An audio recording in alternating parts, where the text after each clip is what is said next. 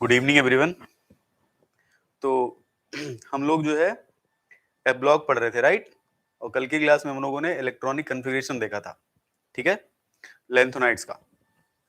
वहां पे देखा था कुछ जगह पे हाफ फील्ड हमारे पास था। गुड इवनिंग भैया। कुछ जगह पे हाफ फील्ड हमारे पास था, कुछ जगह पे हमारे पास फुल फील्ड था, कुछ जगह पे डी में इलेक्ट्रॉन भी थे। लेकिन डी में इलेक्ट्रॉन सिर्फ 3 जगह थे। सीरियम में था, गुड इवनिंग भैया, सीरियम में था, राइट? और सीरियम के साथ कहाँ पे था? गैडोलिनियम में। और उसके साथ कहाँ था? ल्यूटीशियम में। बस इन्हीं 3 जगह पे था। और क्यों था मैंने आपको समझाया था कि सीरियम में क्या था, एफ और डी ऑर्बिटल के बीच का एनर्जी डिफरेंस कम था, इसलिए वहां पे था। गैडोलिनियम ल्यूटीशियम इसलिए था क्योंकि वहां पर हाफ फील्ड और फुल फील्ड कन्फिग्रेशन था। बाकी जगह पे सारे इलेक्ट्रॉन कहाँ रहते हैं? एफ ऑर्बिटल में, ठीक। उसके बाद हमने देखा था कि जो ऑक्सीडेशन स्टेट है, most common oxidation state for all the lanthanides, वो क्या थी? +3। हमने देखा था एग्जाम में क्वेश्चन भी इस पे आया था, तो हमने वो भी डिस्कस किया था, ठीक है, राइट? और +3 के अलावा नेट के लिए सफिशिएंट नहीं रहेगा बेटा, ठीक है। लेकिन हाँ, नेट के लिए तो सफिशिएंट नहीं रहेगा, नेट में थोड़ी और चीजें पढ़नी पड़ती हैं, ठीक है, राइट? लेकिन अभी जो है ना, थोड़ा सा नेट से कम रहेगा, बट अप्रोक्सीमेटली उतना ही रहेगा। ये नेट के लिए सफिशिएंट तो नहीं होगा, ठीक है, क्योंकि उतना डेप्थ में मैं जाऊंगा नहीं इसमें, राइट? लेकिन हाँ, ये जो मेनली जो है ना, जो लेक्चरर्स का एग्जाम ये उसके लिए है, तो हमें उतना डेप्थ में नहीं जाना ना, क्योंकि हमें नेट की तैयारी नहीं कर रही है। नेट का जो भी टॉपिक है वो आप दूसरे चैनल पे जो मैं पढ़ाता हूँ वहां देखना आप, ठीक है, तो राइट। बट हाँ, सीखोगे जरूर, देखोगे तो। चलो फिर ध्यान समझो। लेकिन हाँ देखो, एक चीज सिंपल सी बात है, मैं यहाँ आपको जो कुछ भी पढ़ाऊंगा सिर्फ नाम, मैंने बोला था आपको नाम ध्यान रखना है वो, राइट? बाकी उसके बाद जितनी भी चीजें पढ़ाऊंगा आपको सब कुछ समझ में आएगी कि ऐसा अगर हो रहा है तो क्यों हो रहा है। मतलब कुल मिला के जो लेक्चर है वो कॉन्सेप्ट बेस्ड होगा, ठीक है। हाँ बिल्कुल, बिल्कुल भैया, बिल्कुल बिल्कुल, ठीक है, ठीक है। चलो देखो, तो हमने कल एक दो चीजें पढ़ी थी। हमने क्या पढ़ा था कि जो, अब ध्यान से पढ़ते हैं, ठीक है। हमने देखा था ऑक्सीडेशन स्टेट के बारे में। यहां मैं लिख देता हूं ऑक्सीडेशन। आप बिल्कुल जल्दबाजी मत करो, ठीक है, कुछ भी, बस आराम से समझो, जिससे मतलब मेरा पर्पस सिंपल ये है कि आपको रटना ना पड़े, आपको याद रहे चीजें ज्यादा देर तक। तो oxidation state of lanthanides, right? Electronic configuration हमने देख लिया था, अब ऑक्सीडेशन स्टेट ऑफ लेंथोनाइड्स देखते हैं। तो कल हमने एक पॉइंट पढ़ा था जो ये बहुत कॉमन एग्जाम में आता है। सबसे पहला क्या कि मोस्ट कॉमन ऑक्सीडेशन स्टेट क्या है? +3 है। मोस्ट कॉमन ऑक्सीडेशन स्टेट क्या है? +3 है। लेकिन अगर आपको याद हो, अगर आप कल की क्लास देखो या अगर आप कल की क्लास में रहे तो आपने ये भी देखा होगा कि +3 के साथ साथ कुछ लेंथोनाइड में +2 भी होती है और कुछ लेंथोनाइड में +4 भी होती है। तो यहां मैं लिख सकता हूं, इन सम लेंथोनाइड्स, इन इन सम लेंथोनाइड्स along with +3 जरूर होगी, along with +3 there is +2 और +4 ऑक्सीडेशन स्टेट। ठीक है, तो एक एक करके समझते हैं कि +2 कहां होता है।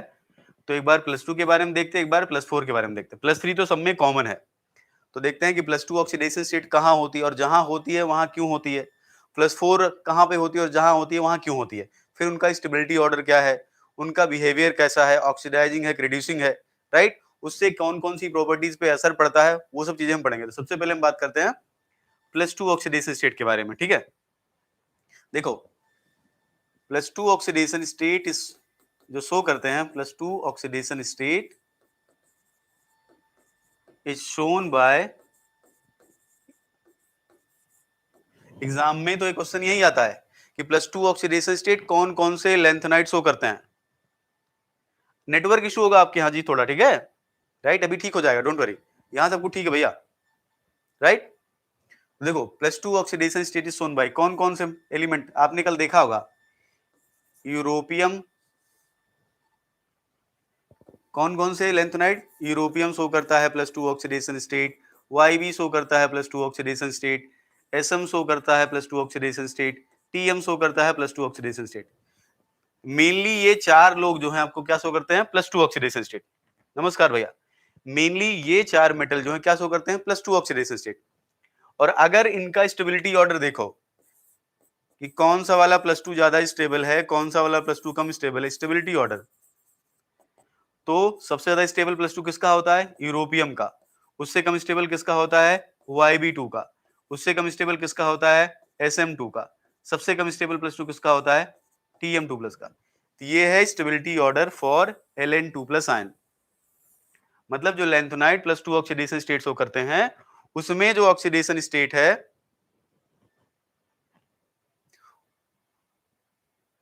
नेटवर्क इशू होगा यहाँ, ठीक भैया, यहाँ कोई दिक्कत नहीं है, ठीक है, राइट। बाकी लोग बताओ, क्या सबको प्रॉब्लम हो रही है क्या, बोलो। यहाँ तो यार नेटवर्क भी ठीक है, यहाँ तो कोई प्रॉब्लम नहीं है। वो एक्चुअली बीच में नेटवर्क आपके यहाँ स्लो हो जाता होगा। देखो क्लियर है विजिबिलिटी, राइट, डोंट वरी, परेशान मत हो। आपके यहाँ थोड़ा नेटवर्क इशू होगा, ठीक हो जाएगा। देखो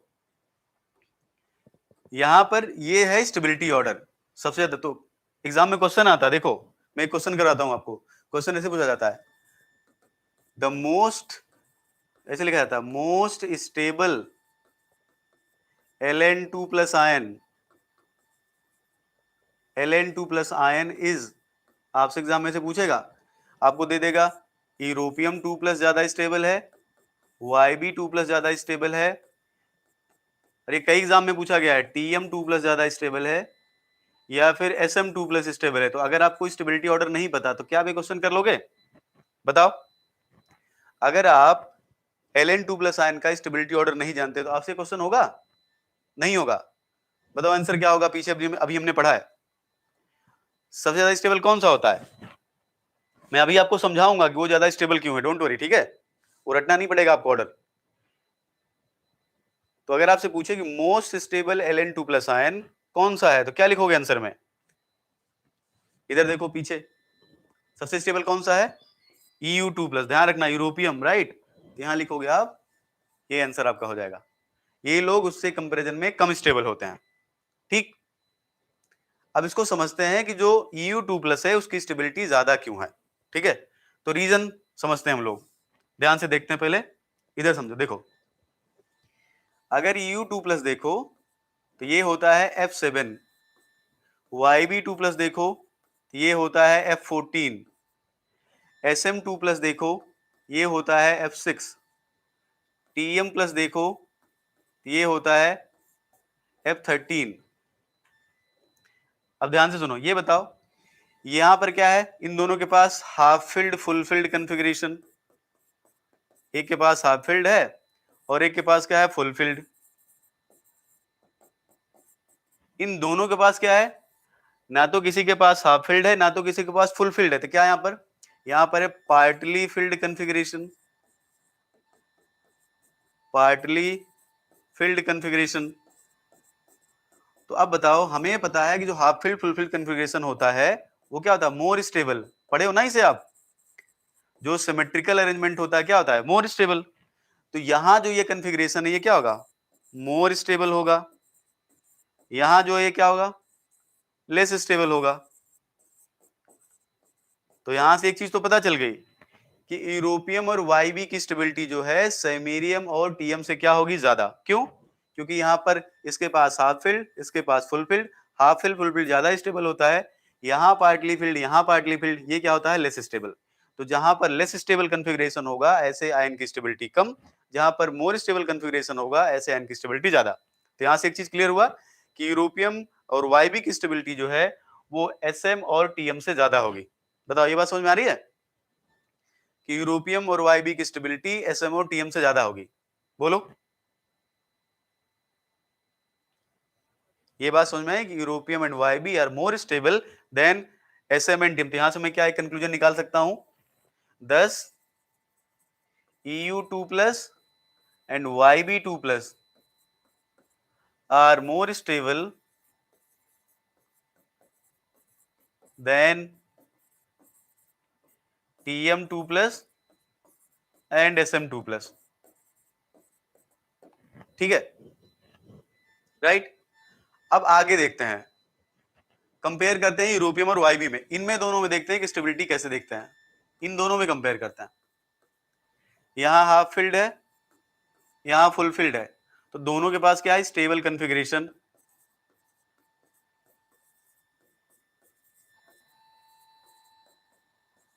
ठीक, एक चीज देखते हैं, देखो इधर, यूरोपियम 2+, ध्यान से देखो, यूरोपियम 2+ को मैं ऑक्सीडाइज कराता हूं यूरोपियम 3+ में, ऐसे, और YB2+ का ऑक्सीडेशन कराते हैं हम लोग YB3+ प्लस इलेक्ट्रॉन। क्योंकि देखो हमेशा चीज ध्यान रखो, हर एक लेंथोनाइड की जो मोस्ट स्टेबल ऑक्सीडेशन स्टेट है क्या है, +3। तो यूरोपियम जो 2+ होगा वो भी +3 में जाएगा, YB2+ जो होगा वो भी कहां जाएगा, +3 में जाएगा। तो वही हमने लिखा है, ये भी +3 में कन्वर्ट होगा, ये भी +3 में कन्वर्ट होगा। अब जब ये दोनों कन्वर्ट होंगे तो यहां से कौन सा इलेक्ट्रॉन निकलेगा, थर्ड इलेक्ट्रॉन। तो जो थर्ड इलेक्ट्रॉन निकालने के लिए एनर्जी लगती है उसको बोलते हैं थर्ड आयनाइजेशन एनर्जी। तो यहां से यहां कन्वर्ट होने में थर्ड आयनाइजेशन एनर्जी, यहां से यहां कन्वर्ट होने में भी थर्ड आयनाइजेशन एनर्जी, राइट। अब देखो यूरोपियम जो होता है ये आता है लेफ्ट में, ऐसे लिखते हैं ना हम लोग, यूरोपियम इधर क्या लिखते हैं, YB। इधर से इधर जाने पर क्या बढ़ता है, लेफ्ट टू राइट जाने पर क्या बढ़ता है, न्यूक्लियर फोर्स, राइट। यहां से यहां तक जाने में क्या बढ़ता है, न्यूक्लियर फोर्स बढ़ता है। ठीक है, अब अगर न्यूक्लियर फोर्स बढ़ेगा तो इसका इलेक्ट्रॉन निकालने के लिए क्या देनी पड़ेगी, more energy, more energy required to remove electron. जहां ज्यादा न्यूक्लियर फोर्स होगा उसके इलेक्ट्रॉन को निकालने के लिए एनर्जी क्या देनी पड़ेगी, ज्यादा। मतलब जब आप YB से इलेक्ट्रॉन निकालोगे तो आपको ज्यादा एनर्जी देना पड़ेगा। ये लेफ्ट में है, यहाँ न्यूक्लियर फोर्स कम है, क्योंकि आप पढ़े हो ना कि पीरियड में जब आप लेफ्ट टू राइट जाते हो तो प्रोटॉन का नंबर बढ़ता है, सेल का नंबर कांस्टेंट होता है, इसलिए न्यूक्लियर फोर्स बढ़ता है, इसलिए आयनाइजेशन एनर्जी बढ़ती है। तो यहां पर क्या लगेगा, less ionization energy, less ionization energy. मतलब अगर हम कंपेयर करें तो इसका तीसरा इलेक्ट्रॉन निकालने के लिए एनर्जी ज्यादा लगेगी और इसका तीसरा इलेक्ट्रॉन निकालने की एनर्जी क्या लगेगी, कम। तो हम ये लिख सकते हैं ना यहां पर कि जो I3 वैल्यू है वो EU2+ के कंपैरिजन में I3 वैल्यू जो YB की होगी वो क्या लगेगी, ज्यादा। ये है आयनाइजेशन एनर्जी का ट्रेंड।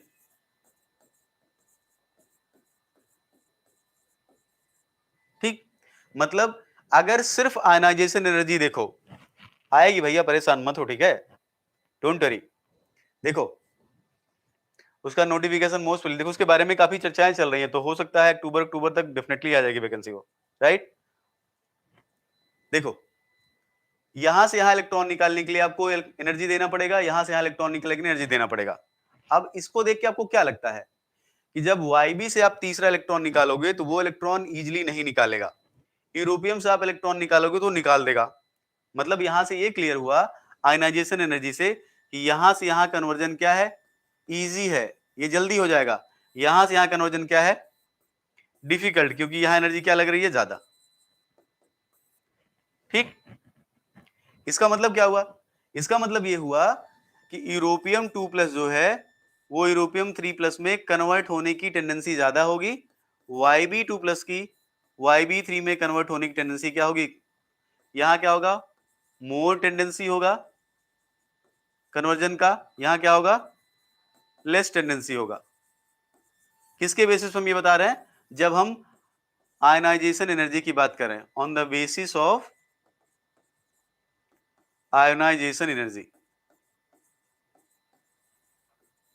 तो अगर हम सिर्फ आयनाइजेशन एनर्जी फैक्टर को देखें, ठीक है, खुश रहो बेटा, खुश रहो। अगर अब ध्यान सुनो, यहां ये वैल्यू क्या है, कम, यहां ये वैल्यू क्या है, ज्यादा, इसका मतलब ये इसमें नहीं जाएगा, ये इसमें जाएगा। जो कन्वर्ट हो जा रहा है ये क्या होना चाहिए, लेस स्टेबल। जो कन्वर्ट नहीं हो रहा है क्योंकि यहां ज्यादा एनर्जी लगेगी, इसे क्या होना चाहिए, मोर स्टेबल। भाई यूरोपियम 2+ जो है वो यूरोपियम 3+ में जल्दी चला जाएगा क्योंकि तीसरा इलेक्ट्रॉन निकालने के लिए एनर्जी कम लगती है। YB2+ जल्दी से नहीं जाएगा क्योंकि वहां तीसरा इलेक्ट्रॉन निकालने की एनर्जी क्या लगती है, ज्यादा। तो अगर यूरोपियम 2+ जल्दी से +3 में जा रहा है, इसका मतलब उसका +2 वाला क्या है, लेस स्टेबल। YB2+ का +2 YB के +3 में नहीं जा रहा है, इसका मतलब उसका YB का +2 क्या है, मोर स्टेबल। यही तो मैंने लिखा है कि ये यहां से यहां कन्वर्ट होने की टेंडेंसी ज्यादा है, इसका मतलब ये उतना स्टेबल नहीं है। इसकी यहां से यहां जाने की टेंडेंसी कम है, इसका मतलब ये हुआ कि इसकी स्टेबिलिटी क्या है, ज्यादा। तो अगर मैं सिर्फ आयनाइजेशन एनर्जी की बात करूं तो इसके अकॉर्डिंग YB2+ की स्टेबिलिटी EU2+ से क्या होनी चाहिए, ज्यादा। ये ऑर्डर आना चाहिए, बट एक्चुअल में ये ऑर्डर नहीं है, राइट।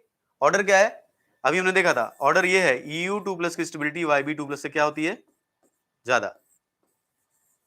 मतलब सिर्फ आयनाइजेशन, इसका मतलब ये हुआ ना कि आयनाइजेशन एनर्जी के बेसिस पे देखो तो ये ट्रेंड आना चाहिए, बट एक्चुअल में आता क्या है ये।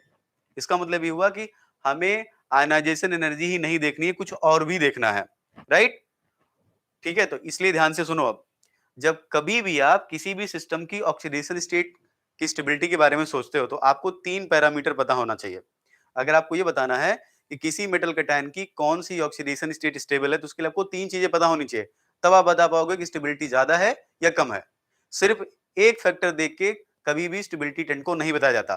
तो पहले वो देख लेते हैं, फिर आपको समझ में आएगा कि इसमें डोमिनेटिंग फैक्टर कौन सा। देखो, ये 3 फैक्टर हमेशा देखना होता है। पहले सॉलिड से लिक्विड में जाएगा, सॉलिड से गैस में जाएगा, फिर गैस से कहां जाएगा, वो कैटायनिक फॉर्म में, उसके बाद फिर वो सॉल्वेंट में जाता है, यहां क्या बोलते हैं हम, सॉल्वेशन। देखो, तो ये 3 प्रोसेस होती हैं, तीनों प्रोसेस का अगर आपको आइडिया है तभी आप स्टेबिलिटी बता पाओगे। कोई भी आप मेटल लेते हो वो सॉलिड स्टेट में होगा तो पहले कहां जाएगा, गैस में। तो यहां जो एनर्जी लगेगी उसको बोलते हैं हीट ऑफ सब्लिमेशन। सॉलिड से गैस में जाने को क्या बोलते हैं, हीट ऑफ सब्लिमेशन। और आपको पता है कि अगर सॉलिड को गैस में कन्वर्ट करोगे तो एनर्जी आपको देनी पड़ेगी। तो जो पहली स्टेप है वो क्या है, एंडोथर्मिक। दूसरी प्रोसेस को क्या बोलते हो आप, किसी भी सिस्टम के गैसेस स्टेट से इलेक्ट्रॉन निकल, उसको क्या बोलते हो आप, आयनाइजेशन एनर्जी। ये है आयनाइजेशन एनर्जी। ये भी क्या होता है, इलेक्ट्रॉन निकालोगे तो एनर्जी देनी पड़ेगी, ये भी क्या होता है, एंडोथर्मिक। तीसरा प्रोसेस है आपका, यहां पर सॉल्वेंट लिख देते हैं, यहां होता है सॉल्वेशन। जब सॉल्वेशन होता है तो एनर्जी रिलीज होती है, उसको बोलते हैं सॉल्वेशन एनर्जी। और यहां एनर्जी मिलती है, क्या होता है, एक्सोथर्मिक। तो अगर आपको इन तीनों चीजों का आइडिया है तब आप बता सकते। देखो ध्यान से, यहां से यहां एनर्जी देना पड़ा, यहां से यहां एनर्जी देना पड़ा, यहां यहां गेन हो रहा है हमें। तब ध्यान सुनो, ये बताओ ये पर्टिकुलर सिस्टम इसमें कब आएगा, कब आना चाहिए इसमें, जब जो एनर्जी यहां में लग रही हो, जो एनर्जी यहां लग रही हो, वो यहां से कंपनसेट हो जाए, तभी तो m जो है m+ में आएगा, तभी तो ये स्टेट आपको देखने को मिलेगी। ये बात समझ में आ रही है। देखो, 3 स्टेप होती है, एक सॉलिड से गैस में जाएगा, फिर गैस से क्या करेगा, वो इलेक्ट्रॉन निकालेगा, फिर उसका क्या होगा, सॉल्वेशन। अब अगर आपको देखना है कि ये आपका कटायन कितना स्टेबल है तो आपको क्या देखना होता है, ये एंडोथर्मिक, ये एंडोथर्मिक, ये एक्सोथर्मिक। तो आपका जो एक्सोथर्मिक पोर्शन है ना, मतलब जो सॉल्वेशन है, ये दोनों पे डोमिनेट करना चाहिए, पहले पे और दूसरे पे। मतलब एक्सोथर्मिक में जो आपको एनर्जी है वो क्या होनी चाहिए, एंडोथर्मिक से ज्यादा। अब जितना ज्यादा ये होगा उतना ही क्या होगी, स्टेबिलिटी। अगर ये कम होगी तो स्टेबिलिटी आपको क्या मिलेगी, कम मिलेगी। मतलब ओवरऑल क्या होना चाहिए, एक्सोथर्मिक। तब आपका वो पर्टिकुलर मेटल कटायन उस पर्टिकुलर ऑक्सीडेशन स्टेट में क्या होगा, स्टेबल। जितना ज्यादा ये एक्सोथर्मिक होगा उतनी ही मेटल कटायन की स्टेबिलिटी ज्यादा होगी, जितना कम एक्सोथर्मिक होगा उतनी ही मेटल कटायन की स्टेबिलिटी कम होगी। तो यहां से स्टेबिलिटी बताई जाती है। सिर्फ आयनाइजेशन को देख के स्टेबिलिटी नहीं बताना है। हमारा पीछे यहाँ पर हमने यहाँ पे किया था, हमने सिर्फ क्या देखा है, आयनाइजेशन एनर्जी। हमने यहाँ पर सॉल्वेशन एनर्जी की बात ही नहीं की है, इसीलिए जो हमारा रिजल्ट आ रहा है वो गलत आ रहा है, क्योंकि हमारा रिजल्ट ये आ रहा है जबकि एक्सपेरिमेंटल ऑब्जर्वेशन क्या है, ये है।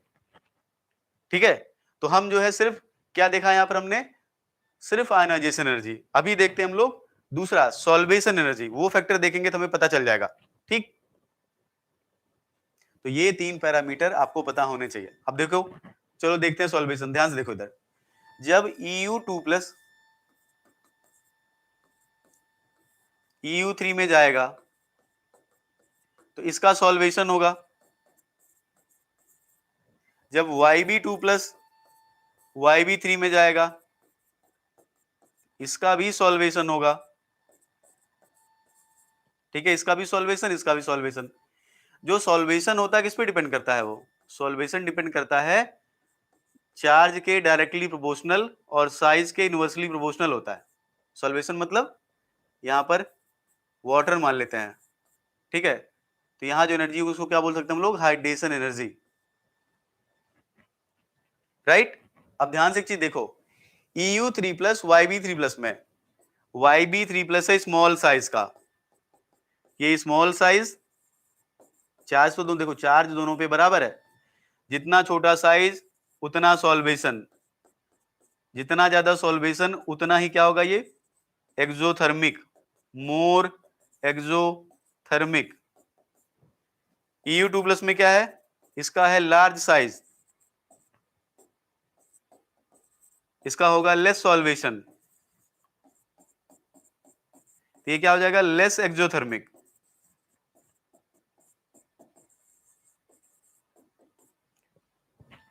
ठीक है, अब इसको देख के जरा बताओ, इसके अकॉर्डिंग जब EU2++3 में जाता है तो हमें कम एनर्जी मिलती है, YB2+ जब +3 में जाता है तो हमें ज्यादा एनर्जी मिलती है।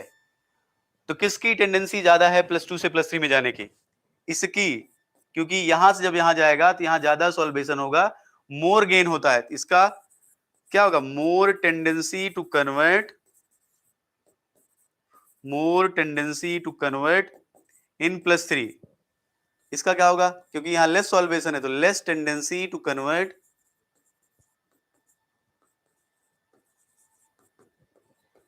इन +3, राइट। ठीक है, अब अगर इसकी ज्यादा टेंडेंसी है +3 में जाने की, तो इसका मतलब इसका जो +2 है वो +3 में जाना ज्यादा जाना चाहता है, इसका मतलब इसका +2 क्या है? Less stable. इसका मतलब YB2+ क्या हो गया? Less stable. और इसका EU2+ क्या हो गया? More stable. जब हम किसकी बात करते हैं? सॉल्वेशन की। तो यहां से रिजल्ट क्या आया कि EU2+ is more stable then YB2+। समझ गए? मतलब हमारा जो पहले हमने यहाँ पे कंपेयर किया था, यहाँ पे हमने सिर्फ देखा था आयनाइजेशन एनर्जी, तो सिर्फ आयनाइजेशन से आंसर कभी मत निकालना, ठीक है।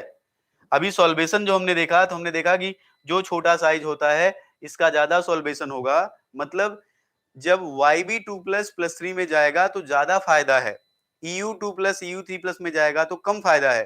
तो YB2+ की +3 में जाने की टेंडेंसी ज्यादा, EU2+ की +3 में जाने की टेंडेंसी कम। मतलब ये इसमें जल्दी से कन्वर्ट होगा, ये इसमें जल्दी से कन्वर्ट नहीं होगा। अगर ये जल्दी कन्वर्ट हो गया तो ये लेस स्टेबल होगा, अगर ये यहाँ कन्वर्ट नहीं हो रहा है या स्लो कन्वर्ट हो रहा है तो क्या हो जाएगा? More stable. तो यहां से रिजल्ट क्या आया कि EU2+ की स्टेबिलिटी YB2+ से क्या है? ज्यादा है। और यही करेक्ट है, यही तो रिजल्ट था हमारा। इसका मतलब आयनाइजेशन से उल्टा ऑर्डर था, हाइड्रेशन से क्या है? ये ऑर्डर आ रहा है, और हमारा यही एक्सपेरिमेंटल ऑर्डर भी है। इसका मतलब सिंपल ये है कि इस पूरे सिस्टम में EU2+ में YB2+ में जो डोमिनेटिंग फैक्टर है, जो डिसाइडिंग फैक्टर है कि स्टेबिलिटी कैसे डिसाइड होगी, उसमें कौन सा वाला है? सॉल्वेशन। ये डिसाइड कर रहा है, ये डोमिनेटिंग फैक्टर है। तो यहां हम सिंपल लिख सकते हैं क्या? सॉल्वेशन फैक्टर डोमिनेट्स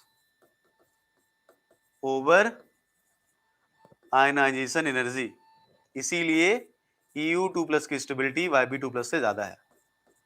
तो समझ में आया EU2+ YB2+ से ज्यादा स्टेबल क्यों है? क्योंकि जब यूरोपियम 2 से 3 में जाएगा तो उतना सॉल्वेशन नहीं होगा, क्योंकि यूरोपियम का साइज बड़ा है।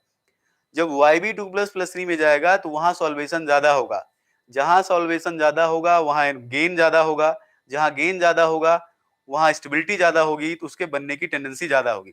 जहां गेन कम होगा वहां उसके बनने की टेंडेंसी कम होगी। इसका मतलब वहां पर सिस्टम क्या होगा? +2 से +3 में नहीं जाएगा। तो कहां गेन हो रहा था? YB में, इसलिए इसकी +3 में जाने की टेंडेंसी क्या है? ज्यादा। कहां गेन कम हो रहा था? EU2+ में, इसलिए इसका +2 +3 में जाने की टेंडेंसी क्या होगी? कम। तो जो कन्वर्ट हो गया वो लेस स्टेबल हो गया, जो कन्वर्ट नहीं हो रहा है +2 वो क्या हो जाएगा? More stable. तो क्योंकि ये कन्वर्ट होना जाता है, ये जल्दी कन्वर्ट हो जाता है और ये कन्वर्ट जल्दी से नहीं होता। क्यों कन्वर्ट हुआ? क्योंकि यहाँ फायदा ज्यादा है। ये क्यों नहीं हुआ? क्योंकि यहाँ फायदा कम है। नॉर्मल लाइफ का एग्जांपल लो कि अगर आपको एक जगह पे फायदा दिखता है, मान लो आप यहाँ पे खड़े हो और आपको दो डेस्टिनेशन बता दी जाए कि आप एक जगह पे यहाँ जाना है, आपको ए प्लेस है, एक जगह बी प्लेस है, और आपसे बोल दिया जाए कि आपको बी जो है, बी पे आपको ज्यादा फायदा है, एक पे आपको कम फायदा है, तो आप बी की तरफ भागोगे ना। सेम यहाँ पर है, जब ये +3 में जाता है तो ज्यादा गेन मिलता है इसको, जब ये +3 में जाता है तो इसको कम गेन मिलता है, तो ये जल्दी जाएगा ना +3 में, इसलिए इसका +2 क्या है? जल्दी से +3 में कन्वर्ट होता है, मतलब इसका +2 लेस स्टेबल है। जब ये +3 में जाता है तो ज्यादा गेन नहीं होता, इसका मतलब इसके +2 के +3 में जाने की टेंडेंसी क्या है? कम है, या इसका +2 +3 में कन्वर्ट इजीली नहीं होगा, इसलिए ये क्या होगा? स्टेबल है। भाई जो कन्वर्ट हो गया वो लेस स्टेबल, जो बचा रह गया वो मोर स्टेबल। ठीक है, तो हाइड्रेशन एनर्जी डिसाइड करती है कि यूरोपियम 2+ मोर स्टेबल देन YB2+। ठीक, इसलिए कभी भी ऐसे आपसे कोई पूछ लेना कि बताओ इस मेटल की कौन सी ऑक्सीडेशन स्टेट स्टेबल है, तो ऐसे ब्लंटली बोलना नहीं जाता कभी। उसके लिए जब तक आपको तीनों के तीनों पैरामीटर, सॉल्वेशन, राइट, सब्लिमेशन और ये क्या नाम है, आयनाइजेशन, तीनों अगर आपको नहीं पता तो ऐसे आपको जवाब नहीं देना है। बिना उसके अगर आप बोले इसका मतलब आपको कॉन्सेप्ट पता ही नहीं है फिर।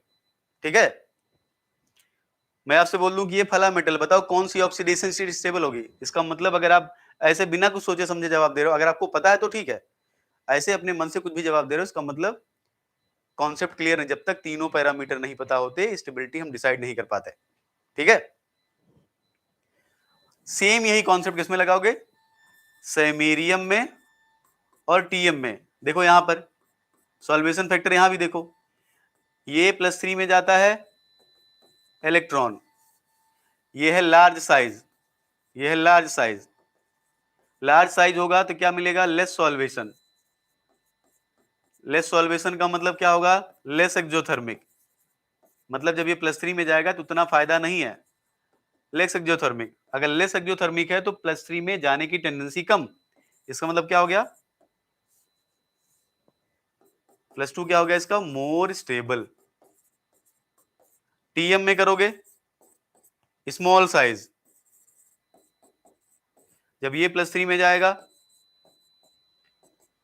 मोर सॉल्वेशन। मोर सॉल्वेशन का मतलब मोर एक्सोथर्मिक।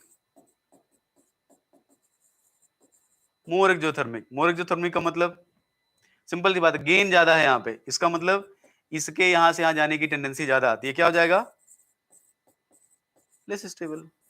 तो इन दोनों में कंपेयर करोगे तो Sm2+ की स्टेबिलिटी Tm2+ से क्या है? ज्यादा है, क्योंकि सेमेरियम जब +3 में जाएगा तो उसको गेन उतना नहीं होगा, टीएम जब जाएगा तो इसको ज्यादा फायदा होगा। और ध्यान रखो सब लोग +3 में जाएंगे, क्योंकि सबसे कॉमन और सबसे स्टेबल ऑक्सीडेशन स्टेट क्या है लैंथेनाइट की? +3 है, तो जितने भी +2 वाले हैं सब +3 में जाएंगे। जहां पर +2 से +3 में जाने पर ज्यादा फायदा है, जहां पर +2 से +3 में जाने पर ज्यादा सॉल्वेशन है, उसका +2 +3 में जल्दी कन्वर्ट हो जाएगा, मतलब उसका +2 बचेगा नहीं, इसका मतलब उसका +2 क्या हो जाएगा? Less stable. जहां पर +2 से +3 में जाने पर कम फायदा है, उसका +2 +3 में जल्दी कन्वर्ट नहीं होगा, इसका मतलब उसका +2 क्या होगा? More stable. यहां पर यही है, लार्ज साइज में सॉल्वेशन नहीं होता, इसलिए +3 में जाने पर उतना गेन नहीं मिलता, इनको उतना फायदा नहीं मिलता। इसका साइज छोटा है, जब ये +3 में जाता है तो इसको ज्यादा गेन होता है, इसलिए ये जल्दी से +3 में कन्वर्ट हो जाएगा, ये जल्दी से +3 में कन्वर्ट नहीं होगा, इसलिए इसका +2 स्टेबल, इसका +2 लेस स्टेबल। तो ओवरऑल ऑर्डर देखोगे तो यहां से हमने ये देखा, यहां से हमने ये देखा, तो ओवरऑल ऑर्डर क्या लिख सकते हैं हम लोग? सबसे ज्यादा स्टेबिलिटी EU2+, फिर YB2+, फिर SM2+, फिर TM2+। तो ये स्टेबिलिटी ऑर्डर क्यों आता है? Due to dominancy of hydration energy, due to dominancy of solvation energy. ठीक है, ये बात समझ में आई?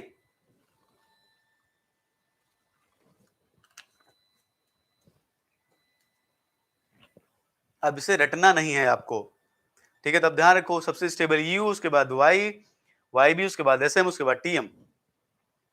तो आपको रटना नहीं पड़ेगा, ये सिंपल। देखो, ये बड़ा साइज, छोटा साइज, ये बड़ा साइज, ये छोटा साइज, बड़ा वाला मोर स्टेबल, छोटा वाला लेस स्टेबल, इन दोनों में कंपेयर करो, बड़ा वाला मोर स्टेबल, छोटा वाला लेस स्टेबल, बस। ठीक है, क्योंकि बड़े वाले में कम गेन होता है, छोटे वाले में ज्यादा गेन होता है, बड़े वाले में कम गेन होता है, छोटे वाले में ज्यादा गेन होता है, बस हो गया। ठीक है, तो ये है स्टेबिलिटी ऑर्डर का ट्रेंड +2 में। मैं आपको आधे घंटे से क्यों समझा रहा हूं, जिससे आपको ये सीरीज भूले नहीं, जल्दी आपको याद रहे। ये नहीं कि क्लास के बाद अगर, या आपको ट्रेंड अगर नहीं याद है आपको तो आप भूल जाओ। अगर आप भूलोगे भी तो ध्यान रखना, ये larger size smaller size, larger size smaller size, larger की स्टेबिलिटी स्मॉलर से क्या होती है, ज्यादा। लार्जर की स्टेबिलिटी स्मॉलर से क्या होती है, ज्यादा। क्यों? उसका रीजन यहां लिखा है, क्यों होता है ये कॉन्सेप्चुअली मैंने आपको समझा दिया। ठीक है, चलो आगे चलते हैं। अब ध्यान से एक चीज समझो, हमने पढ़ा अभी कि जो मोस्ट, ध्यान सुनो, जो मोस्ट स्टेबल ऑक्सीडेशन स्टेट है, मोस्ट स्टेबल ऑक्सीडेशन स्टेट है सभी लेंथोनाइट्स के लिए, फॉर लेंथोनाइट्स, वो क्या है, +3।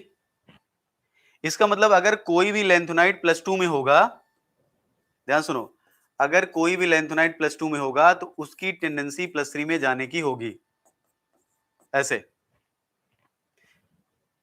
हर एक लेंथोनाइट, जो भी लेंथोनाइट +2 में है, जो भी लेंथोनाइट किसी भी स्टेट में हो, वो कहां आएगा, +3 में आएगा। तो अगर मान लो हमारे पास जो +2 वाले लेंथोनाइट है, तो +2 वाले किधर जाएंगे, +3 में जाएंगे। इसका मतलब जो भी +2 वाले होंगे उनकी टेंडेंसी क्या होगी, इलेक्ट्रॉन रिलीज करने की, टेंडेंसी टू रिलीज इलेक्ट्रॉन। क्यों? क्योंकि इनकी सबसे स्टेबल ऑक्सीडेशन स्टेट क्या है, +3 है, राइट? ठीक है, अब अगर कोई भी सिस्टम यहां से यहां जाएगा तो क्या करेगा, इलेक्ट्रॉन रिलीज करेगा। जिसकी टेंडेंसी इलेक्ट्रॉन को रिलीज करने की होती है वो क्या होता है, वो होता है रिड्यूसिंग एजेंट। यहां से क्या क्लियर होता है कि जितने भी Ln2+ आयन है, चाहे Eu2+ हो, चाहे Yb2+ हो, चाहे Sm2+ हो, चाहे Tm, ये सारे के सारे रिड्यूसिंग बिहेवियर शो करते हैं। क्या शो करते हैं लोग, रिड्यूसिंग बिहेवियर। क्यों करते हैं? क्योंकि चाहे किसी का भी +2 हो, चाहे यूरोपियम का +2 हो, चाहे Yb का हो, चाहे Sm का, Tm को, वो किसमें कन्वर्ट होना चाहता है, +3 में। क्योंकि सबसे कॉमन और स्टेबल ऑक्सीडेशन स्टेट क्या है, +3। तो सबकी टेंडेंसी यहां से यहां जाने की होती है। इसका मतलब सबकी टेंडेंसी ऑक्सीडाइज होने की होती है। तो अगर सब लोग, जितने भी +2 वाले हैं, +3 में जाएंगे, तो इसका मतलब सब लोग क्या है, रिड्यूसिंग एजेंट। तो यहां से हम क्या लिख सकते हैं, all the Ln2+ ion, all the Ln2+ ions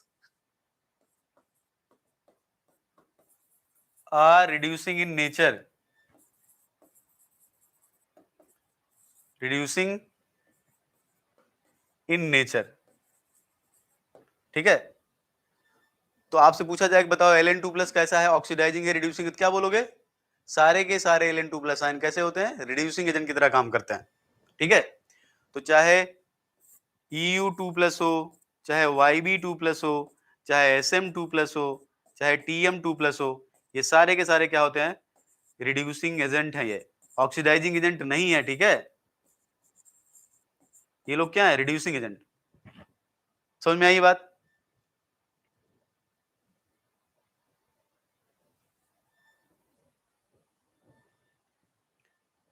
ठीक, अब कंपेयर कर लेते हैं रिड्यूसिंग पावर। जैसे इन चारों में से सबसे अच्छा रिड्यूसिंग एजेंट कौन सा होगा, वो देखते हैं। ये अच्छा रिड्यूसिंग एजेंट है, ये अच्छा रिड्यूसिंग एजेंट है, ये अच्छा रिड्यूसिंग एजेंट है, ये वो समझते हैं। देखो, reducing power of Ln2+ ions. तो दो चीजें क्लियर हुई, एक स्टेबिलिटी ऑर्डर क्लियर हुआ, दूसरा सारे के सारे Ln2+ क्या है, रिड्यूसिंग बिहेवियर शो करता है। अब हमारे पास चार लोग हैं मेनली, ध्यान सुनो, Eu2+, YB2+, SM2+, TM2+। Stability order क्या है? ये है ना, ये है इनका स्टेबिलिटी ऑर्डर।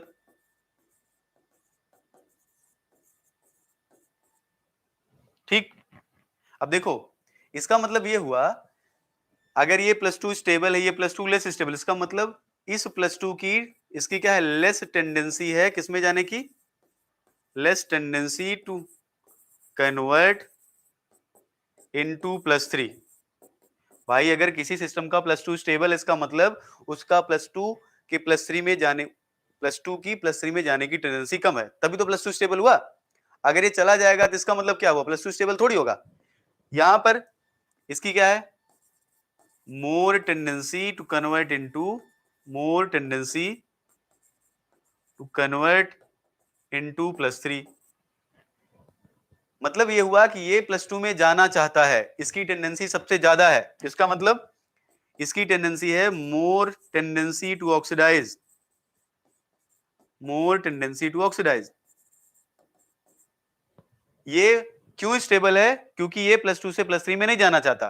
भाई स्टेबिलिटी का मतलब तो यही हुआ ना, कि अगर +2 स्टेबल हुआ, इसका मतलब वो +2 +3 में नहीं जाना चाहता। अगर हमारा +2 स्टेबल नहीं हुआ, इसका मतलब है कि +2 जो है +3 में जाना चाहता है। तो ये क्यों स्टेबल दिखा रहे हैं हम, क्योंकि इसकी टेंडेंसी +3 में कन्वर्ट होने की कम है। ये कम क्यों स्टेबल है, क्योंकि इसकी टेंडेंसी +3 में जाने की ज्यादा है। जब अगर +2 से +3 जाएगा तो इलेक्ट्रॉन रिलीज करेगा ना, और जो इलेक्ट्रॉन जल्दी रिलीज करता है उसको क्या बोलते हैं, मोर टेंडेंसी टू ऑक्सीडाइज। यहां मोर टेंडेंसी, यहां लिख देंगे हम लोग लेस टेंडेंसी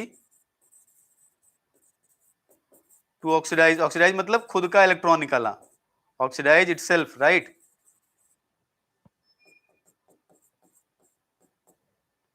अब यहां से देखो, इसका मतलब हुआ कि ये जल्दी से इलेक्ट्रॉन निकालेगा, ये जल्दी से +2 से कहां जाएगा, +3 में।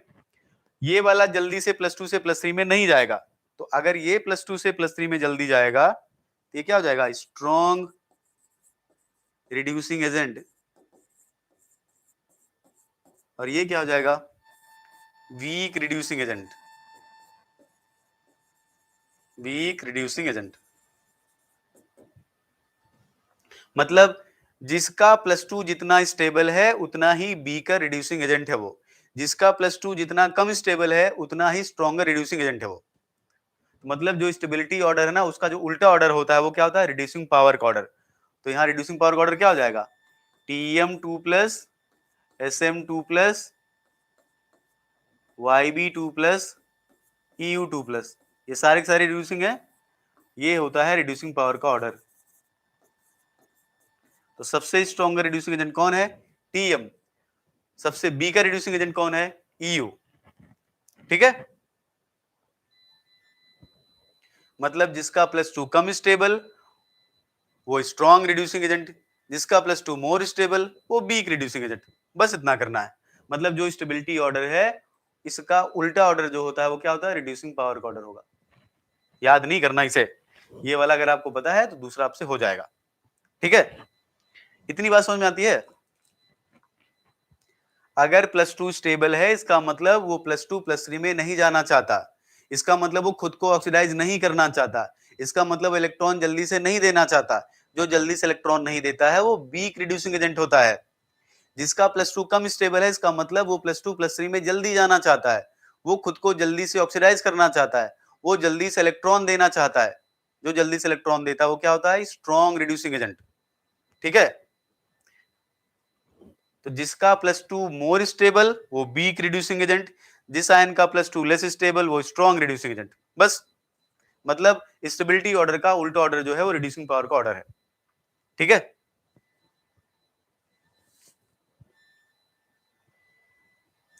तो आपसे पूछेगा कि सारे के सारे Ln2+ का नेचर क्या है, रिड्यूसिंग।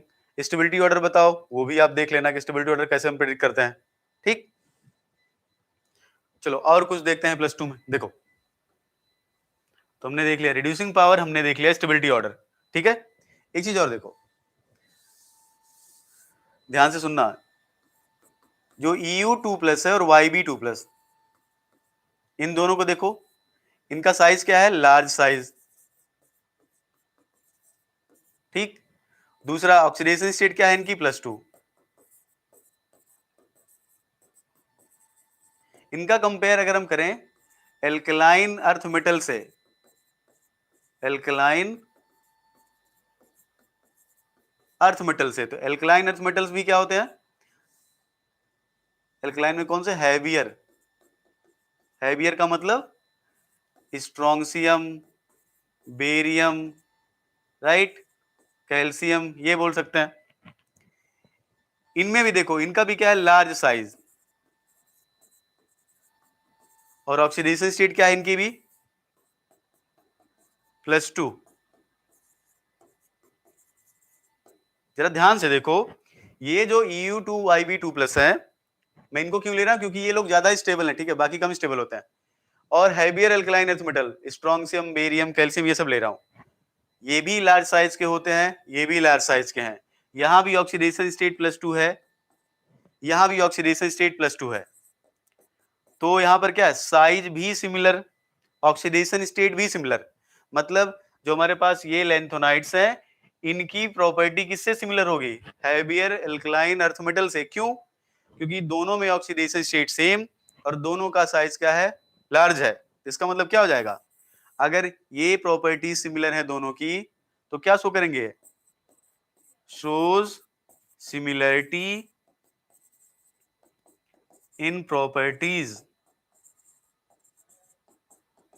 तो क्वेश्चन कभी कभी एग्जाम में पूछा जाता है कि जो Ln2+ आयंस हैं उनमें, या जो ऐसे पूछा था, कौन से ऐसे लैंथोनाइड्स हैं जिनकी प्रॉपर्टी एल्कलाइन अर्थ मेटल से मैच करती है, तो कौन से हैं, Eu और Yb हैं जिनकी property heavier alkaline earth metal से मैच करती है। क्यों मैच करती है, हैवियर एल्कलाइन अर्थ मेटल भी लार्ज साइज का होता है, लैंथोनाइड भी लार्ज साइज का है, वहां भी +2 ऑक्सीडेशन स्टेट है, Eu-Yb में भी क्या है, +2 ऑक्सीडेशन स्टेट।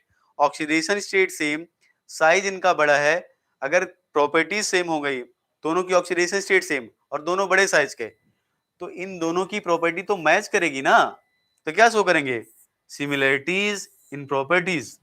तो ऐसे कौन से लैंथोनाइड्स हैं जिनकी property heavier alkaline earth metal से मैच करती है, वो कौन है, यूरोपियम और Yb है। समझ में आ रहा है। तो आपसे पूछेगा कि बताओ कौन सा ऐसा लैंथोनाइड है जिसकी property heavier alkaline earth metal से मैच करती है, तो क्या होगा, Eu होगा, Yb होगा। इसमें थोड़ा सा और आगे चलते हैं, देखो कैसे प्रॉपर्टीज मैच करती हैं। देखो जो बेरियम सल्फेट होता है वो होता है वाटर में इनसॉल्युबल, वाटर में इनसॉल्युबल। सेम इसी तरह जो यूरोपियम सल्फेट होता है या Yb सल्फेट होता है, ये भी क्या होता है, वाटर में इनसॉल्युबल। तो देखो प्रॉपर्टी मैच कर रही है कि नहीं, उसका भी सल्फेट इनसॉल्युबल, इसका भी सल्फेट इनसॉल्युबल। समझ में आ रहा है क्यों मैच कर रही है, क्योंकि हमने पीछे देखा था ये। और एक चीज देखो, अगर आपको पता हो तो जो एल्कलाइन अर्थ मेटल्स होते हैं, ध्यान सुनो, एल्कलाइन अर्थ मेटल्स, ये लोग क्या करते हैं, ब्लू सोल्यूशन देते हैं, blue solution in liquid ammonia. अगर आपने थोड़ा बहुत भी मेन ग्रुप पढ़ा होगा तो आपको पता होगा ये, दो मेटल आयन को छोड़ के, एक्सेप्ट बेरिलियम एंड मैग्नीशियम। अगर आपने पढ़ा तो आप पढ़े होंगे कि सारे के सारे एल्कली मेटल्स और हैवियर एल्कलाइन अर्थ मेटल को जब लिक्विड अमोनिया सोल्यूशन में ऐड करते हैं, लिक्विड अमोनिया में ऐड करते हैं, तो ब्लू कलर का सोल्यूशन देता है वो, राइट। ठीक है। अब क्योंकि जो हैवियर एल्कलाइन अर्थ मेटल है वो क्या देते हैं, blue solution in liquid ammonia, और हैवियर एल्कलाइन अर्थ मेटल की प्रॉपर्टी किससे मैच करती है, यूरोपियम और Yb से। सेम उसी तरह ये लोग भी क्या देते हैं, blue colour in liquid ammonia, right. तो क्वेश्चन ये है कि ऐसा कौन सा लैंथोनाइड्स है जो ब्लू कलर देता है लिक्विड अमोनिया सोल्यूशन में, तो कौन है, यूरोपियम और Yb है, ये भी ध्यान रखना है आपको। ठीक है, बाकी लैंथोनाइड्स ये काम नहीं करते, लेकिन यूरोपियम Yb क्या होता है, लिक्विड अमोनिया सोल्यूशन में क्या देता है, ब्लू कलर। ठीक, तो देखो क्वेश्चन कैसे पूछ सकता है आपसे, select the pair of lanthanides, select the pair of lanthanides which give blue solution in liquid NH3, in liquid ammonia। ऐसे स्टेटमेंट दे देगा ये, GDLU, दूसरा बी आपका स्टेटमेंट EU गैडोलिनियम, ऐसे लिख सकते हैं GD and LU, EU and gadolinium, EU and YB, और फोर्थ आपका हो जाएगा LA एंड LU। ऐसे पूछ सकता है आपसे, या GD एंड TM, ऐसे क्वेश्चन आ सकता है। पूछ लेगा बताओ इसमें कौन सा लैंथोनाइड का पेयर है जो लिक्विड अमोनिया में क्या देता है, ब्लू सोल्यूशन। अब देखो एक चीज आप दिमाग से निकाल दो, ये आप सोच रहे हो ना कि वो जीवन भर आपसे ऑक्सीडेशन स्टेट ही पूछेगा एग्जाम में, तो कंपटीशन से बाहर कैसे करेगा बाकी लोगों को। थोड़ा सा आप लेवल पे जाओ एग्जाम में, आप ब्लॉक से सिर्फ ये उम्मीद मत करो कि सिर्फ वही इलेक्ट्रॉनिक कन्फिग्रेशन ऑक्सीडेशन स्टेट जीवन भर आएगी, नहीं, थोड़ा सा हाई जाओ, क्योंकि सिंपल सी बात है, अब धीरे धीरे कंपटीशन का लेवल बढ़ेगा, और अगर आप वहां तक नहीं पहुंचोगे ना तो आप पहले से जान लो कि आप एग्जाम से बाहर हो। ठीक है, इसलिए थोड़ा सा आपको अब जाने की जरूरत है। तो आपसे दो क्वेश्चन इससे पूछा जा सकता है यूआईबी से। पहला क्वेश्चन ये कि इनमें से कौन सा लैंथोनाइड है जो कि ब्लू सोल्यूशन देता है लिक्विड अमोनिया में, तो क्या कौन देता है वो, EU एंड YB। क्यों है देता है, क्योंकि इनकी जो प्रॉपर्टीज है वो हैवियर एल्कलाइन अर्थ मेटल से मैच करती है, और जो हैवियर एल्कलाइन अर्थ मेटल होते हैं वो ब्लू सोल्यूशन देते हैं लिक्विड अमोनिया में, राइट। दूसरा ये भी पूछ सकता है कि बताइए इनमें से कौन सा पेयर ऑफ लैंथोनाइड्स है जो कि हैवियर एल्कलाइन अर्थ मेटल से मैच करता है, वो कौन है, यूरोपियम YB। बाकी लैंथोनाइड नहीं करते ये। तो अगर आप थोड़ा सा अप नहीं जाओगे ना, तो ये आप जाने दो कि वो वही गैडोलिनियम का कॉन्फ़िगरेशन, वही कौन सी कॉमन ऑक्सीडेशन स्टेट, ये एग्जाम में जीवन भर आएगा, ये नहीं आएगा। ठीक है, पेपर का लेवल बढ़ेगा, डेफिनेट सी बात बढ़ेगा। इस बार देखना जितने भी लेक्चरर के एग्जाम्स हैं, चाहे वो राजस्थान वाला हो या यूपी वाला हो या किसी अदर स्टेट का हो, उनमें पिछले की कंपैरिजन में ज्यादा अच्छा क्वेश्चन आएगा। तो आप अगर एग्जाम के लिए सीरियस हो ना, तो आपको थोड़ा अप जाना पड़ेगा, वहीं पे मत अटके रहो कि नहीं प्रीवियस ईयर में जो क्वेश्चन है बस उसके बियॉन्ड हमें कुछ नहीं पढ़ना, उससे भला नहीं होने वाला है। ठीक है, समझ में आ रही है बात। ये मत सोचो कि प्रीवियस ईयर का सारा क्वेश्चन पेपर कर लेंगे तो एग्जाम निकल जाएगा, कतई नहीं निकलेगा। क्या वही एग्जाम में आएगा क्या आपके, बाकी और कुछ नहीं पूछेगा क्या एग्जामिनर। ठीक है, इसलिए थोड़ा सा आपको आगे जाने की जरूरत है। समझ में आई बात। ये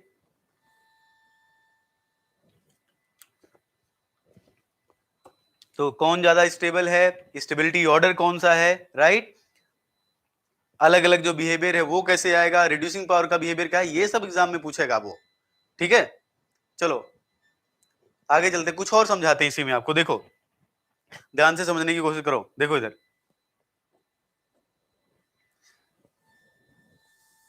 सुनो, इधर ध्यान से, ऐसे लिखा रहे, मान लो इधर सुनो, इसी से रिलेटेड क्वेश्चन और बनता है, लिखा रहे EU-I2। मैं आपसे बोलूं कि EU-I2 लिखा तो क्या लिखोगे आप, EU2 प्लस 2I माइनस, यही लिखोगे ना। और अगर मैं आपसे लिखूं YB-I2 तो क्या लिखोगे आप, YB2 प्लस 2I माइनस। अगर मैं आपसे बोलूं आप लिखो GD-I2, या आपसे बोलूं मैं लिखूं LA-I2, ध्यान से सुनना मेरी बात, तो क्या आप इसको आप GD2 प्लस 2I माइनस लिखोगे, सेम इसी तरह इसको LA2 प्लस 2I माइनस लिखोगे, ये तो लिखोगे ना भाई। अगर दो हमारे पास आयोडाइड हैं, इधर सुनो, ये EU-I2 क्या लिखोगे, प्लस 2 लिखोगे, 2I माइनस, यहाँ 2 प्लस लिखोगे, यहाँ 2I माइनस। गैडोलिनियम में क्या लिखोगे, 2 प्लस 2I माइनस। लेंथेनम में क्या लिखोगे, 2 प्लस 2I माइनस। देखो ये करेक्ट है, ये करेक्ट है, लेकिन ये दोनों क्या है, इनकरेक्ट।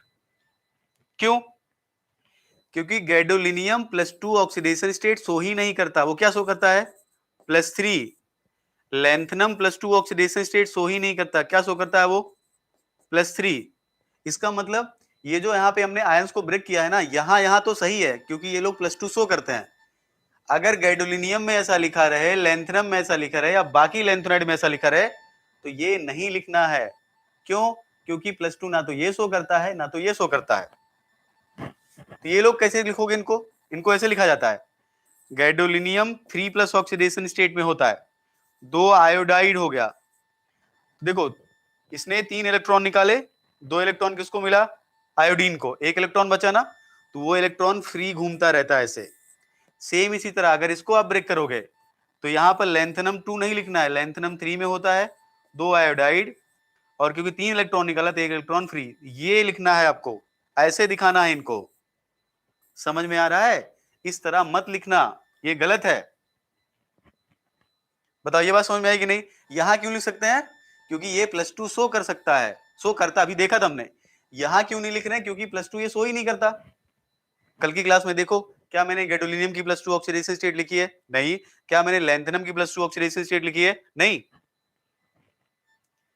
तो ध्यान रखना कि अगर आपको कोई डाई हैलाइड दिया रहे, डाई हैलाइड दिया रहे, ध्यान सुनो मेरी बात, डाई हैलाइड या आयोडाइड दिया रहे तो आप वहीं पे +2 ऑक्सीडेशन स्टेट दिखाना जहां पर +2 होती है। जैसे यहां पर ये रिप्रेजेंटेशन सही है, इनके केस में ये गलत है। इनके केस में ऐसे लिखना है आपको, इनकी +3 oxidation state, 2 iodide 1 free electron, +3 oxidation state, 2 iodide 1 free electron. समझ में आ रहा है? अब ध्यान से देखो, क्योंकि इनके पास फ्री इलेक्ट्रॉन है, इनके पास भी फ्री इलेक्ट्रॉन है, और जिसके पास फ्री इलेक्ट्रॉन होता है वो क्या शो करते हैं वो लोग? Metallic conductivity.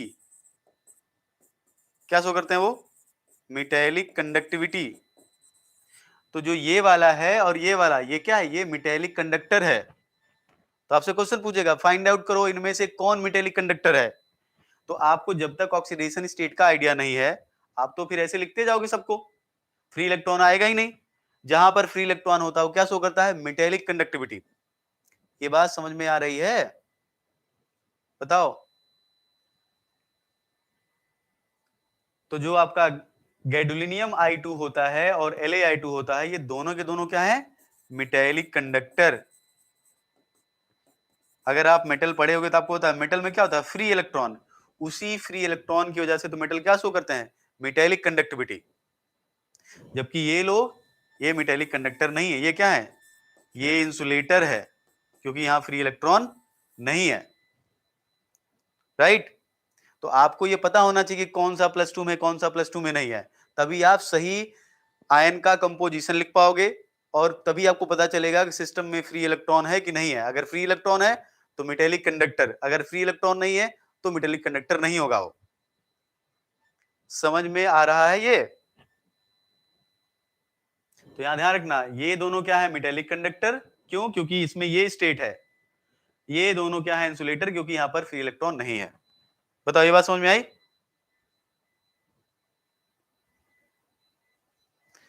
तो जो ऑक्सीडेशन स्टेट्स है उससे क्वेश्चन ये भी आता है। तो देखो क्वेश्चन कैसे आता है। तो क्या ध्यान रखना है मेटेलिक कंडक्टिविटी के लिए? There should be free electron. एक मैं क्वेश्चन देता हूं, which of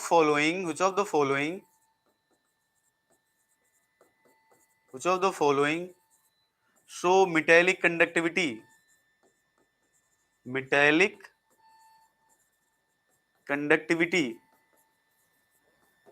देखो, sodium iodide, cadmium iodide, BiI3, LuI3। आपसे पूछे बताओ इनमें से कौन मेटेलिक कंडक्टर है। तो जब भी मेटेलिक कंडक्टर पूछे आपको क्या फाइंड आउट करना है? कहां पे फ्री इलेक्ट्रॉन है। सोडियम आयोडाइड का अगर आप लिखोगे तो क्या लिखोगे? Na+I-। सही है ये, क्योंकि सोडियम +1 ऑक्सीडेशन स्टेट शो करता है। कैडमियम के लिए लिखोगे तो क्या लिखोगे? Cadmium 2+2I-। Cadmium 2+ oxidation state show करता है। बिस्मथ के लिए लिखोगे तो क्या लिखोगे? Bi3+3I-। बिस्मथ आपको जानते हो बोरॉन फैमिली का है, +3 शो करता है। अगर यहाँ पे ल्यूटीशियम है, इसको लिखोगे Lu2 प्लस 2I माइनस, ये गलत है क्योंकि ल्यूटीशियम प्लस 2 नहीं शो कर सकता। ये क्या होता है, ये होता है Lu3 प्लस 2I माइनस, क्या आएगा, फ्री इलेक्ट्रॉन। तो कहाँ है फ्री इलेक्ट्रॉन, इसमें, इसलिए ये मेटेलिक कंडक्टर है, ना ये है, ना ये है, ना ये है। क्वेश्चन कहां से है, लेंथोनाइट से ही है, समझ रहे हो। ल्यूटीशियम प्लस 2 ऑक्सीडेशन स्टेट थोड़ी शो करता है, देखना ऑक्सीडेशन स्टेट में वो +3 शो करता है, तो ल्यूटीशियम +3 होगा तो आयोडाइड तो 2 ही है, 2I माइनस, तो एक फ्री इलेक्ट्रॉन बचेगा, तो फ्री इलेक्ट्रॉन इसी के पास तो आया, जिसके पास फ्री इलेक्ट्रॉन वो क्या है, मेटेलिक कंडक्टर। तो आप अगर थोड़ा सा आगे का नहीं सोचोगे तो बार बार वही क्वेश्चन एग्जाम में नहीं आने वाला, अब जो पिछले 5 सालों से 6 सालों से आ रहा है। बात समझ में आई, बाकी लोग बोलो, ये बात समझ में आई।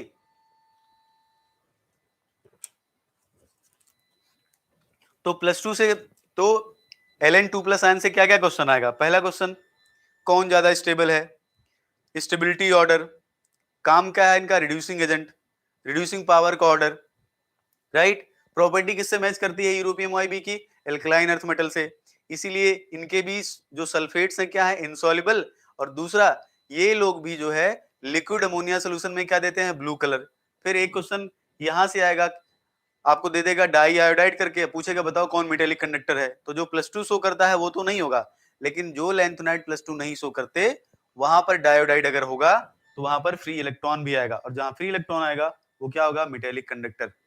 तो ये 5 या 6 तरह के क्वेश्चन आते हैं +2 ऑक्सीडेशन स्टेट से, ठीक है, सिर्फ +2 से 5 या 6 तरह के क्वेश्चन आएंगे, और आपको हर तरह के क्वेश्चन आने चाहिए।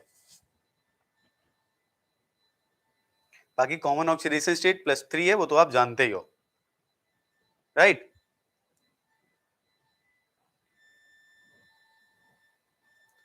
ठीक है, अब उसके बाद हम लोग आगे बात करेंगे किसकी, चलो एक क्वेश्चन कर लेते हैं, ठीक है, देख लेते हैं, एग्जाम में आया था, राइट, जो राजस्थान का पब्लिक सर्विस कमीशन है वहां देख लेते हैं, RPSC ग्रेड 1, मतलब जो PGT के एग्जाम है, ठीक है, तो ये कोई स्पेसिफिक नाम लेने की जरूरत नहीं है, आप बताना कि देखो आप कर पाते हो कि नहीं।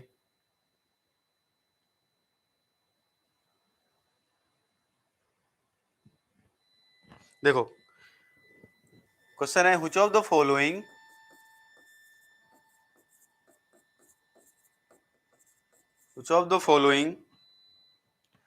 ion is strong oxidizing agent।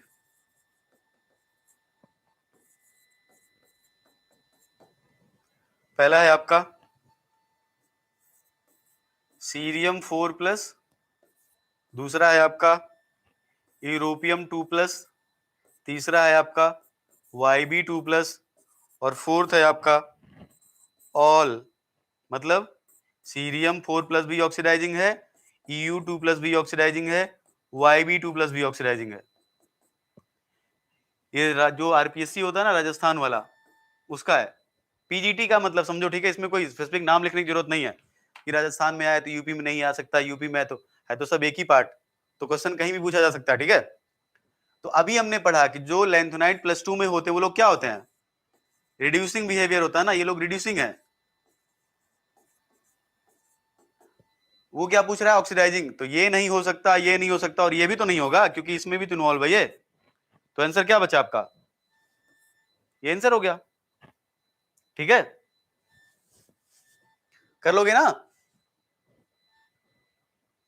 आपसे पूछा है कि बताओ इनमें से कौन सा ऑक्सीडाइजिंग है, अभी हमने पढ़ा कि ऑल द Ln2+ आयंस, जितने भी लैंथोनाइट 2+ है सारे के सारे रिड्यूसिंग होते हैं, तो ये रिड्यूसिंग हो गया, ये रिड्यूसिंग हो गया, इसमें भी रिड्यूसिंग है, तो ये भी गलत हो गया, ये भी गलत हो गया, ये भी गलत हो गया, तो ऑक्सीडाइजिंग यही तो बचा, तो सीरियम 3+, सीरियम 4+ क्या होगा, यही हमारा ऑक्सीडाइजिंग है, ठीक। तो आज हमने खत्म किया +2 से रिलेटेड, जो लैंथोनाइड है उनकी +2 से रिलेटेड प्रॉपर्टीज को, कौन सा +2 ज्यादा स्टेबल है, कौन सा +2 स्ट्रॉन्ग रिड्यूसिंग एजेंट है, ये लोग एल्कलाइन अर्थ मेटल के साथ प्रॉपर्टीज क्यों शेयर करते हैं, यूरोपियम YB लिक्विड अमोनिया में ब्लू सोल्यूशन क्यों देता है, राइट, मेटेलिक कंडक्टिविटी कैसे हम फाइंड आउट करेंगे, ये सब हमने देखा। अब हमें पढ़ना है स्टेबिलिटी ऑफ कुछ लैंथोनाइट +4 भी शो करते हैं, स्टेबिलिटी ऑफ Ln4+ आयंस। तो कल की क्लास में हम इसके बारे में पढ़ेंगे। स्टेबिलिटी ऑर्डर मैं लिख देता हूं, सीरियम 4+, Tb4+,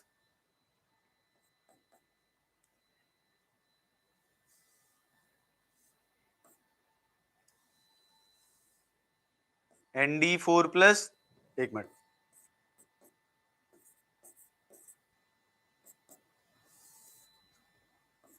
Pr4+, Nd4+, और Dy4+। ये होता है stability order for Ln4+ ions. ये है स्टेबिलिटी ऑर्डर। कल मैं आपको समझाऊंगा कि ये स्टेबिलिटी ऑर्डर क्यों है, राइट? इसका रीजन क्या है, कल हम पढ़ेंगे, ठीक है, राइट? तो +2 के बारे में हमने समझ लिया, कल हम पढ़ेंगे +4 के बारे में। +4 की प्रॉपर्टीज क्या है, कैसे स्टेबिलिटी ऑर्डर बताओगे, ये ऑक्सीडाइजिंग एजेंट होता है, रिड्यूसिंग एजेंट होता है, और कौन सा वाला +4 कॉमनली यूज करते हैं हम, ठीक? तो +2 के बारे में सब कुछ पढ़ लेना, राइट? धीरे धीरे हम लोग क्वेश्चन भी करते रहेंगे, कल हम पढ़ेंगे +4 के बारे में, और ये ज्यादा टाइम इसमें नहीं लगेगा, और कल ही हम लोग पढ़ेंगे लैंथोनाइड कॉन्ट्रैक्शन के बारे में। तो कल की क्लास में हमें ये पढ़ना है, और हमें पढ़ना है लैंथोनाइड कॉन्ट्रैक्शन क्या होता है और उसके कॉन्सिक्वेंसेस क्या हैं, उससे क्या क्या चीजें बदलती हैं, ठीक है? तो कल पढ़ेंगे +4 के बारे में और लैंथोनाइड कॉन्ट्रैक्शन के बारे में, ठीक? लेकिन जितना अभी तक आप पढ़े उसको ढंग से पढ़ लो, रटना ना पड़े आपको, जिससे आपके एफ ब्लॉक से क्वेश्चन आए तो आपसे छूटे ना। कभी कभी तो आप देखो पेपर, आप देखोगे ना किसी किसी एग्जाम में 6 क्वेश्चन आया है, इसे 6 क्वेश्चन सिर्फ एफ ब्लॉक से। इसका मतलब ये टॉपिक इंपॉर्टेंट है, तो सीरियसली लेना इसको। और थोड़ा सा अपर लेवल पे जाना इसलिए जाना जरूरी है क्योंकि जितना एग्जाम का लेवल पहले था उससे से थोड़ा सा आगे ही पेपर आएगा। तो ये मत सोचना कि हम इलेक्ट्रॉनिक कन्फिग्रेशन पढ़ लेंगे, ऑक्सीडेशन स्टेट पढ़ लेंगे, एग्जाम हो जाएगा, नहीं। वो 10 साल पहले की बात थी, या 6 साल पहले, 7 साल पहले की बात थी। अब थोड़ा सा एग्जामिनर आपसे आगे जाएगा, इसलिए थोड़ा सा आपको डेप्थ में नॉलेज होनी भी चाहिए टॉपिक की, ठीक है? और मैं आपको समझा इसलिए दे रहा हूं जिससे आपको याद रहे ज्यादा दिन तक, ठीक है? तो कल इसको भी समझ लेंगे कि इनमें स्टेबिलिटी ऑर्डर ये क्यों है, और दूसरा देख लेंगे कि इनका बिहेवियर ऑक्सीडाइजिंग है, रिड्यूसिंग है। और फिर अगर ऑक्सीडाइजिंग होगा तो देख लेंगे कौन स्ट्रॉन्गर ऑक्सीडाइजिंग एजेंट है, कौन वीकर ऑक्सीडाइजिंग एजेंट है, ठीक? उसके बाद हम लोग फिर लेंथ एंड कॉन्ट्रैक्शन पढ़ लेंगे। चलिए फिर आज की क्लास को एंड करते हैं, कल शाम को फिर से मिलते हैं, ठीक है? तो आगे पढ़ते हैं यहाँ पे, right? Okay, take care, good night.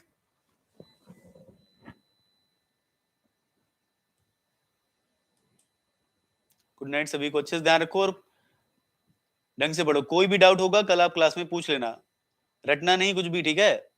वो बस आप सिर्फ नाम ध्यान रखना बस। गुड नाइट बेटा, गुड नाइट।